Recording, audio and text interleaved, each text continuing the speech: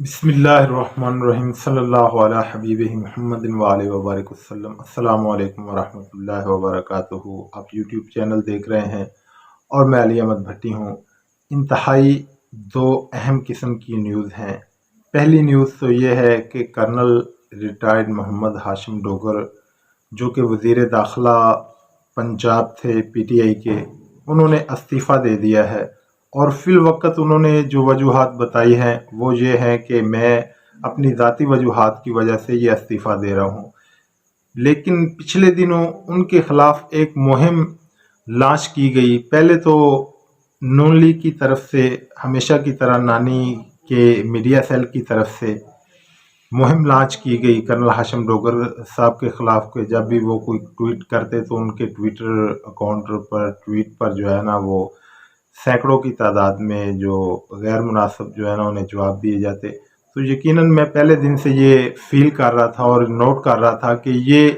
نانی کے media team کی طرف سے یہ کام کیا جا رہا ہے، اور اس کی دیکھا دیکھی پھر جو ہے ہمارے پی ٹی آئی کے کارکن بھی ان میں شامل ہو جاتے ہیں۔ تو اس پر جو ہے نا انہوں نے کوئی کہہ لیں کہ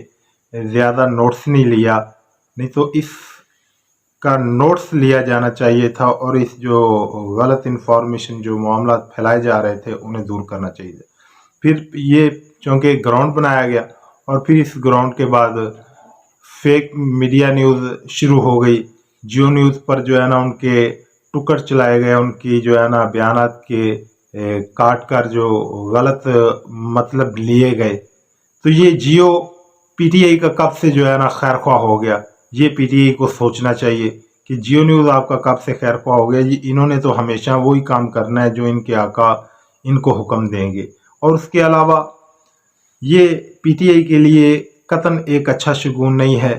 کہ وہ ایک دبنگ وزیر داخلہ کے طور پر سامنے آئے تھے۔ وہ جب سے وزیر داخلہ بنے تھے انہوں نے پہلے تو پی ٹی آئی کے کارکنوں پر جو مقدمات نون لیگ نے بنائے وہ ختم کیے۔ اس کے بعد انہوں نے جو ہے ان پر جو جائز پرچے بنتے تھے نون لیگ کے رہنماؤں پر، ان پر وہ جو ہے نا پرچوں کا اندراج کروایا، ایف آئی آر کا اندراج کروایا، اور نون لیگ کی ساری لیڈرشپ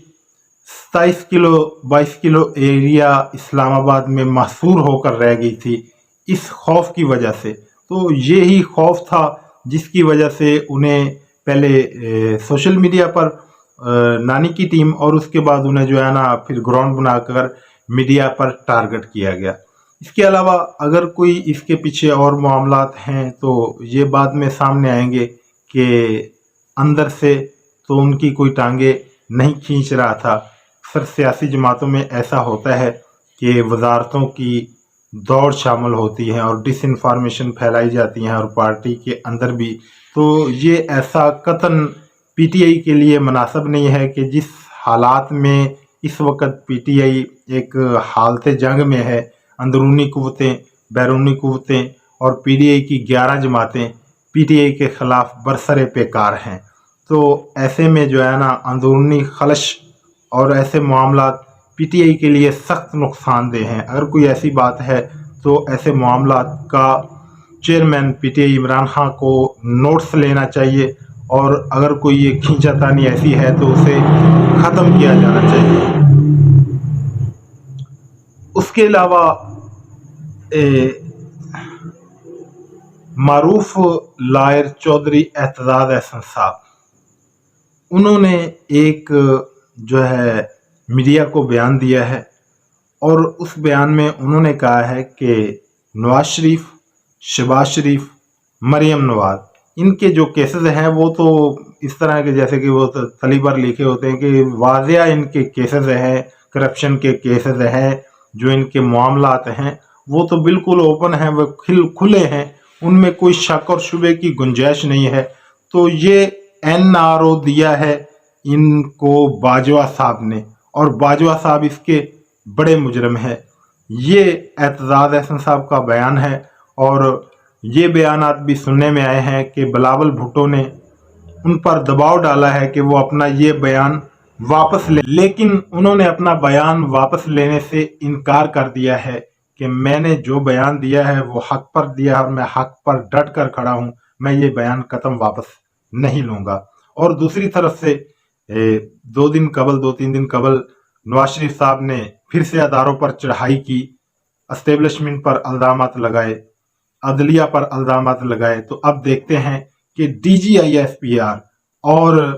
ہمارا جو ہے سپریم کورٹ کی رجسٹرار کب ان جو ہے نا الزامات کا جواب دیتے ہیں۔ شاید اعتزاز احسن صاحب کے بیان کا بڑی جلدی جو ہے نا جواب آ جائے، اور اس بیتی گنگا میں صرف نواز شریف اور اس کے خاندان نے ہاتھ نہیں دھوئے، بلکہ 3300 ارب کے جو ہے نا کیسز معاف کروائے گئے ہیں، جن میں وہ پیپلز پارٹی،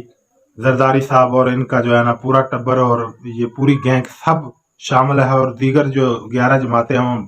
فضل الرحمان اور اس طرح سب نے اس گنگا میں ہاتھ دھویا ہے۔ تو یہ کب تک این آر او ان سیاستدانوں کو ملتا رہے گا؟ کوئی ایک این آر او اس غریب عوام کو بھی دے دیا جائے